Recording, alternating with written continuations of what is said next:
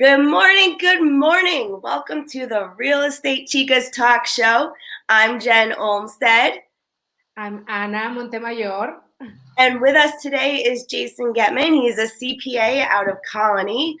He can work with you on your accounting and tax services. Hi, Jason. Good morning. How are you? Good. Thanks for joining us today. Today it was very exciting. Most people are making a goal for 2022 to own a home. And we're going to talk about whether or not owning a home or renting an apartment or a house makes more sense for you. Some of the pros and cons, and we really want to highlight how home ownership can help you with some tax breaks and, kind of get you financially ahead.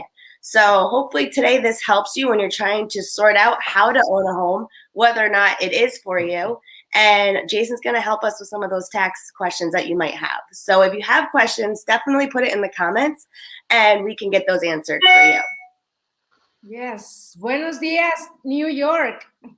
El día de hoy vamos a estar hablando acerca de qué es, cuál sería la mejor opción entre comprar y rentar. Como tenemos, el nuevo año 2022, que les deseamos lo mejor, mucha gente está poniendo sus metas para el siguiente año y alguna de esas es comprar. Si esa es tu opción y eso es lo que quieres, aquí vamos a hablar y a discutir cada punto. Jason está con nosotros, él maneja taxas en el estado, lo que dicen impuestos en el estado de Nueva York. Cualquier cosa, él te puede ayudar. Sus datos están ahí, los vamos también a compartir. Y, thank you so much. Yeah, and Jason, actually, I helped him buy his first home. And I do know from experience, if there's somebody who definitely planned and budgeted for buying a home, it was you. Yeah, we had a very specific set of guidelines that we established early on that really kind of, gave us that North Star of where we wanted to go and what homes we wanted to see versus what homes we didn't want to see. And what financially made sense with your budget monthly and things like that. So yeah. It was definitely a process, but we took our time. We went through each house. We ran all the numbers. Jason is a numbers guy. So, for you, your budget is important. Numbers are important. That's definitely something as real estate agents we can look into for you. So keep that in mind. So on the topic of budgeting, let's talk about that for a second. If you are a renter and you're looking to budget for buying a home, what are some tips, Jason, that you can suggest for, a renter at the moment who maybe needs to save up in order to buy? Really the first thing to do, and this is something that I do every single year, is figure out what you spent last year. Right now it's a great time to download all your bank transactions and figure out what you're spending your money on. Last year I was surprised to find out that I actually spent more on takeout food than I did on golf, which is a huge passion of mine. So for a renter, looking at those hidden or unconscious expenses is going to be huge, and figuring out where can you take back on some of those expenses so you can save for the future. The other big point on that would be figure out what you're qualified for. Work with your mortgage originator to figure out what you can pre-qualify for based on your income or your house income. And that'll go ahead and kind of give you a buying point or a buying price where you can see what houses are available to you now and what you can reasonably afford. And typically, I know that they say, I think around 28% of your total income should go towards housing. Is that still an accurate number? Yeah, usually it fluctuates, in between 28 and about, I've seen as high as like 36%, but 28, I like to see them below 30% in most cases, just because you will have some unanticipated expenses come up when you buy a home. Yeah, absolutely. What also, so when you are planning to buy a home, you usually need a down payment. We've talked about this in our past shows. Some of the programs out there have 100% financing, but minimally it's usually 3.5%. I just recently learned that if you have an IRA and you're a first-time home buyer, you can actually take money out. I believe it's up to $10,000 without any penalties if it's for your first home. Yeah. So what the rule is? Yes, you can go ahead and take out money from a 401k or a retirement type plan, and if it is used for your first-time home buyer closing costs and a down payment on the house, you can go ahead and have the penalty waived. It doesn't mean that it's not taxable. You'll still pay tax on what you took out, But for early withdrawals prior to retirement age, you would normally get hit with an additional 10% penalty. But that can be waived if you're using and can show that the funds are used for a down payment. So if we have I don't know, if we have a person a client who maybe they don't pre-approve right now, they're not pre-approved, or at this moment, how long do you think it will take? Can you give them some ideas, or how can they strategize to get to that point? And how, in your experience, how long does it take to get to where they want to be? So there's a number of factors that are going to go into it, and I've spent years working for a local national bank, so I kind of got to see this on both sides, both as from the bank side and then also from a consumer side. When I first started, my credit rating was pretty bad. I was young, made some bad choices. I had to repair my credit. I had to get it above the minimum score. So from there, I took steps to work on getting my credit better, which then in turn made me more desirable to lenders. Then we started saving up. And when we went ahead and started figuring out what we thought we could maybe get pre-approved on based on the 30% of our income, we could go ahead and say, all right, here's how much we could reasonably see. But if you work with a mortgage originator, they will go ahead and tell you, all right, here's what you need to do to get where you need to be, and you can get pre-approved relatively quickly.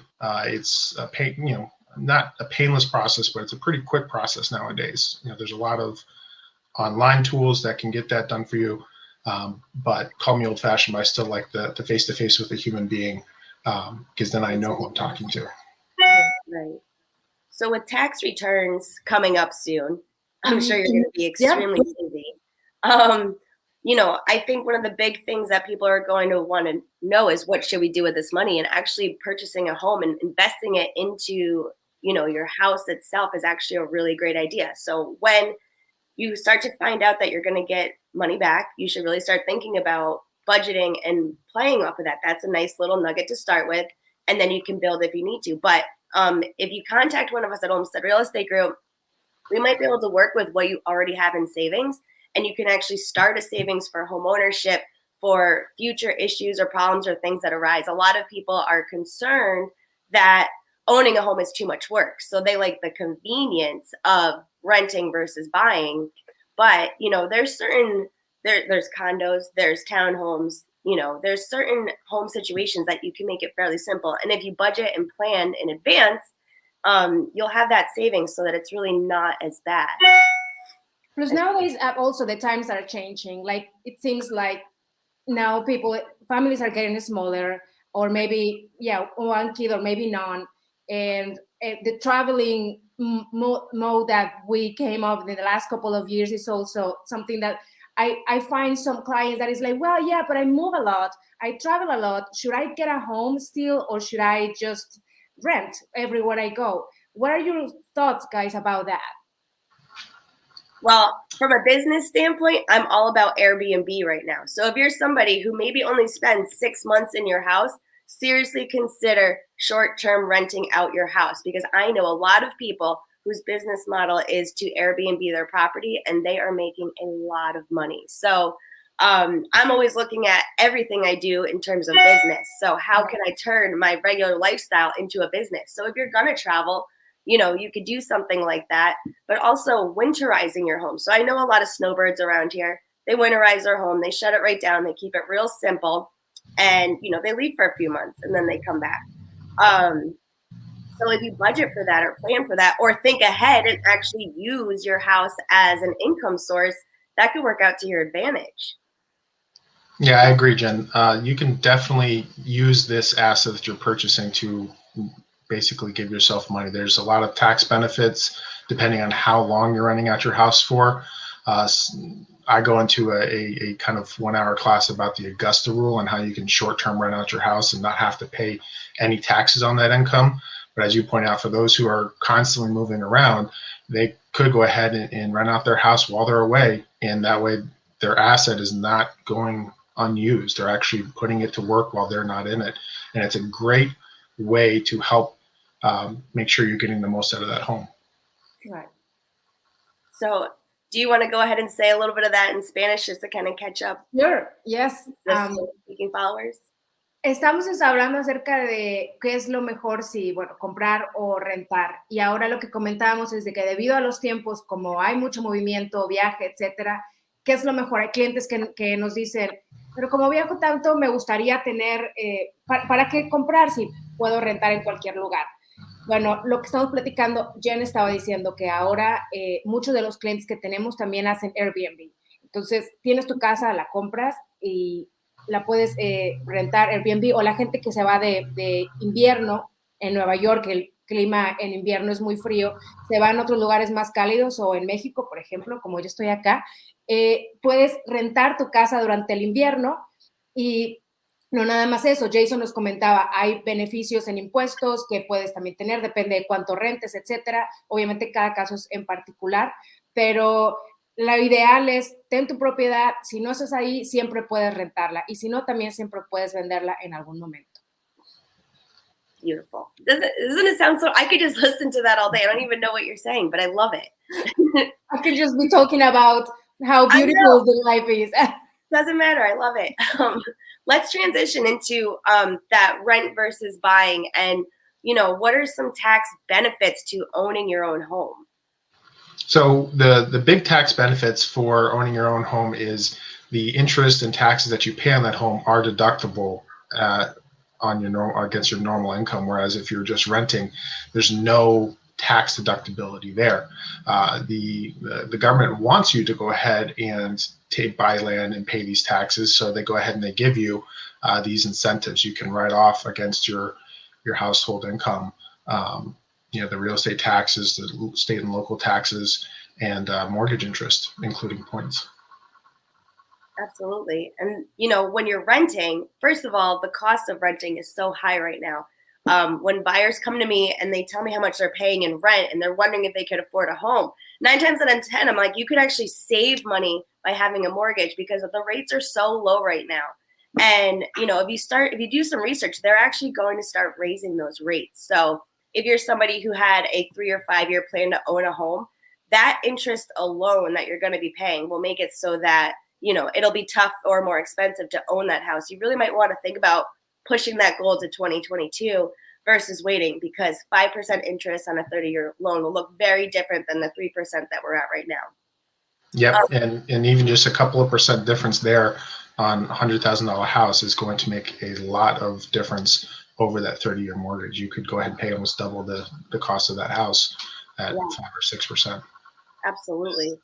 So, that's definitely something. And I know Jason works a lot with people and their budgets and things like that. So if you have, if you're paying rent and you're sitting there saying, oh my gosh, $2,000 a month in rent, they give me a hard time about my dogs every month, my neighbors are loud, all of that stuff. If you're completely frustrated and you're thinking about moving, seriously consider owning a home, because there's a lot of those issues you won't have to worry about. You don't have to worry about, sharing a wall with a neighbor if you don't choose that type of housing. You don't have to worry about the rules with the dogs. All that stuff are things that you can really take into consideration when owning a home. And like I said, I've had a lot of people go from renting to owning, and their mortgage is less than what they're paying for a 3-bedroom flat that was 1,000 square feet. So yeah, I think if we looked at it right now, I think I would have to pay between $600 and $700 more a month to get the same square footage in the house that I have, and I would have to share it with a neighbor or someone else. Yeah, absolutely. And taxes on the property play a big part on what you're paying your mortgage and monthly. So, that's definitely something to take into consideration as well. But Jason, you get to write off a portion of your property taxes? How does that work? Yeah, so right now under the current tax law, and everything's subject to change here, but the current maximum you can write off for your state and local taxes is $10,000. So the real estate taxes that you're paying count towards that amount. When we were looking at buying our house, we looked at a couple of different areas, and one place had taxes that were half of everywhere else. So we could actually buy more house, get more land, and pay less taxes than similar properties in other counties, which factored directly into your monthly mortgage payments. Now, keeping in mind that you do get a tax benefit even for these, the real estate taxes you pay. Just keep in mind right now there is a cap at $10,000 in tax benefits for the federal return. But keeping that in mind, how much do you get to write off of your rent when you're paying just rent every month? You get no tax benefit. Right. Say. The owner of the apartment you're renting gets the tax benefit. You don't. Yeah, and you just keep paying. And yeah, as we were saying earlier, there are other business models that you can use even if you travel a lot or you have other needs, your job. You can Airbnb or rent your house. Now, nowadays that people is working more from home, and how I heard like there's a certain amount of money that you can deduct because of having your office at home, right? How does that work, Jason? Now, like people may be interested in that. So I normally have like a 30 to 45 minute conversation with most clients about this, but since we don't have that time, I'll boil it down here. You can, if you are running a business out of your home, which a lot of real estate agents, such as yourself, can go ahead and do from your home. There's a lot of benefits for you as that business owner. You can write off either a percentage of the square foot of your home that you're using for your business, or you can take a flat rate that the IRS has published, and both can go ahead and substantially lower your taxable income to that business. And then there's also some additional perks for certain business types to use that home for business meetings and conferences. Okay, I have a question. So let's say somebody decides that they are going to Airbnb their house. Maybe they live in Saratoga and for the summer they want to rent it out, make it a track rental, things like that. So now they're at Airbnb. Is a portion of their maintenance something they can write off? Subject to how much they're using it for, yes. If it's more than 15 days, they'll be able to go ahead and take a proportion of all the maintenance and the taxes and write off as a business expense against that Airbnb income. And then the rest would go towards their personal income. Less than 15 days, though, is that where there's that tax threshold? So the 15 days is the what's known as the Augusta Rule, which I'm going to talk about separately. But 14 days or less rental, you don't report the income. It's all tax-free income, but you don't get any of the expenses associated with it. So there are some trade-offs on whether you want to rent more or less than 15 days. And that's something I can sit down with clients and talk about. Like, okay, here's what we would see in terms of tax benefits both ways. And when you have clients who take their home and they Airbnb it, do you find in our area that most of the single family homes, not even in like unique spots, are they rentable, or do they actually like have issues with renting? It like, really in a neighborhood, let's just say. If you're in a neighborhood, the clients that I've worked with haven't really had problems finding someone to rent out, especially during track season, because there's a lot of people who want to come up and visit track season. I can see where we had like a major sporting event, like when we're going to have the NCAA tournament, that would be something where it's like, okay, people want to come to, the families of the teams want to come and stay locally, and some people want to stay in a home instead of a hotel. So it's going to depend on what's happening in the year. I haven't heard many people having problems renting it out, but yes, location, as you always tell me, matters. So if somebody, let's just instead of trying to always sell the buying, on the renting side, if somebody is a renter, do they have any tax write-offs, or is there anything that maybe that a renter is not thinking of in terms of tax time, what they should be hanging on to and writing off? So the home office deduction, which Anna went ahead and talked about earlier, does work for renters as well as home buyers. So if you are a business owner renting instead of owning a home, you still can go ahead and write off a portion of that rent expense each month, and that can add up quite substantially over the course of the year, and that'll be a business expense instead of personal expense. What if you've been assigned to work from home? Does that not, you have to be a business owner? The way the current law is written, it makes it very hard to write. If you're a W-2 employee, someone working for someone else, you have very limited options. It's possible if it's for the convenience of an employer, say they had to have someone on that particular area to qualify for something, we can make the argument that yes, they're there at the convenience of the employer. That can be a tough sell, but it's not impossible. I guess there is no right and wrong. It just depends on because I also see the renting side is the insurance is less what you pay, and also if something happened in your house, it can be taken care of from your landlord will take care of it. Sorry, my English gets rusty when I come to Mexico. I don't speak it so much, and I have a thick accent, I know, but now I feel like You're doing great. Yeah. So it's just, I think it's that's also for someone who doesn't want to take care of anything in your house, like maintenance wise.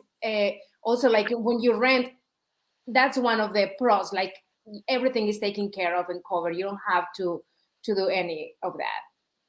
Yeah, the maintenance piece, that peace of mind as a renter is quite nice. I remember when I was renting in a very cramped 1-bedroom apartment, the water heater went, and all of a sudden we just didn't have any hot water. Instead of me having to go out to a local hardware store, getting a hot water heater, bringing it home, installing it, or paying someone to install it, I called up my landlord and said, "Hey, water heater's broken. You need to come fix it."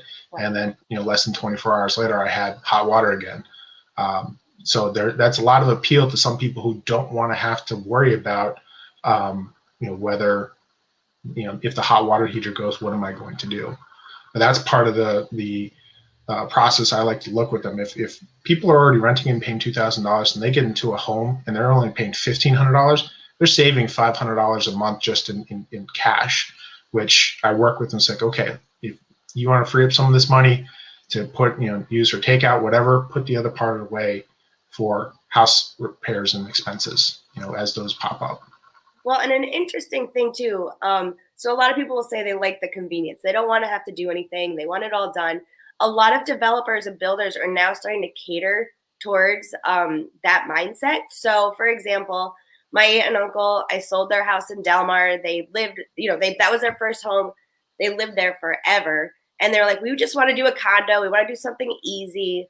But then they were worried about the space because, they do have grown children. And when they do come and visit, where would they put them in a 1 or 2 bedroom condo? It just wouldn't work. They like to entertain for holidays. So I actually found them a development in Malta, and it's a 3,000 square foot house. The yard is done for them. The snow removal is taken care of. All of that is taken care of through the HOA. And it's a huge house. So, half of that battle of I don't want to have to mow a lawn or I don't want to do snow removal, that's actually becoming something that HOAs and developers and new builders are starting to include in that development. So, that idea of easy living and home ownership are starting to merge together. So if it is something where you're like, I just don't want to do all the work, you could actually do a condo or do one of these developments where all of that's included. There's one in Mechanicville, there's one in Malta that I can think of right now. And they're single family homes, and the lawn, they come and they mulch. They take care of your bushes. Literally everything that needs to be done on the exterior is taken care of. Snow removal, I would love to just have the snow removed. Especially right now that you are stuck in Virginia. I'm stuck in Virginia for anybody who's watching, and we're having a major snowstorm right now. So, and I heard back home, Jason, it's like, 18 degrees? Yeah, it was pretty chilly this morning when I went outside. So yeah, it was, but not a lot of snow. We have less than a dusting. Well, it's too cold. Yeah, it's too cold, which I'm like, I saw the weather coming from Buffalo and Minnesota. I'm like, all right, brace for impact, but yep, nope. So it went south and hit you instead. Yeah, here in Virginia, they don't even know how to handle a dusting, and you can see that it's bright out there. It's pretty bad. So hopefully, my flight this afternoon is not canceled or delayed, and I can get home. But back to so let's talk about owning a home. And, so let's just say somebody's used to apartment living. They want to keep it simple. They don't want to do a condo because they don't want the HOA fees, which HOA fees can be expensive. Another option that I've been suggesting to a lot of younger people is owning a 2-family. So owning a 2-family actually opens up a lot of different options, not only from the tax side, but from budgeting and the financial side. Because you can live one flat and literally have somebody else pay the majority of your mortgage. Yeah, so having a multifamily home is huge benefit nowadays, because as you said, you could have the other floor pay for all of your mortgage expenses and then some, while then your money that you're still making can go towards other things. And you can then use some of that freed up money to pay for, someone to come do the snow removal or the landscaping and to fixing, and have a, kind of a contractor handyman on call. So if anything goes, you can go ahead and have that taken care of. It's Is that a write-off? wonderful. It's a write-off, especially against that rental income. And I'm all about shifting those personal expenses to business so you can put more money back in your pocket. Yeah. Having a multifamily home is wonderful. A lot of people think that first-time home buyers, you only have to buy single-family residence, but that's not true. You can buy a multifamily home. One of my good friends used his first-time home buyer to buy a 3-unit house. So now he lives in 1 unit, and one of the other units pays for the entire mortgage. The other one's paying him income, so he now has 2 streams of income, and he's still working. Yep. So it's definitely a huge benefit. For the owner-occupied loans, you can do up to a 4 unit. So somebody can actually buy their personal property, live in one, and rent out the other, up to 4 units. That can actually be a money maker, or a cash cow, as we like to call it. Yep. Yes, it's a huge benefit having those 4 units. Again, every unit you add is basically, renting wise, could be up to $2,000 a month. Do the improvements become a write-off? So let's say your roof needs to be replaced. Is that now something you get to write off? Versus so it'd be an improvement of a property. You'd go ahead and get a tax benefit for it over a number of years, which writes off against the income generated from that property. So yeah, you get a tax benefit from the improvements to the units. So there's a lot more benefits to living in a multifamily or 2-family that is your own personal property, because you can write off a lot more every year. Appliances, correct? If it's for the rental unit, the maintenance. So for example, if you did want to hire a snow removal, lawn care, things like that, those are all things that, you now can write off and still have that feeling of apartment living where things are done for you. You don't have to worry about it, and you're getting to write it off. So that's great. Yeah. And you're generating a lot more. I'm sorry. Go ahead. No, I was just you first. I was just going to say, generating a lot of that extra income, and you're going to be able to write off a lot of expenses against it, gives you that tax-free income that a lot of people use to build generational wealth. Yeah, I think this idea is great. I see a lot of young people. Some of them are good administrators. They save a lot of money, and especially the past couple of years that it was difficult to go out and spend the money like we do. Although there are some other like takeouts, expenses. But if you're in that position and you want to start building, investing in your wealth, I think that 2-family is a great option, because then you can then duplicate or replicate that model, and when you get a certain age, you have a strong you can have a strong investment in your retirement, para todos los que estamos, los gente que habla español, que estamos allá en Nueva York o que quieran invertir en Nueva York, estamos hablando de casas para 2 familias, vives en una, rentas otra. Hay forma en la que podemos hacer esa estrategia que pase, y puede ser una forma de inversión e incrementar tu portafolio.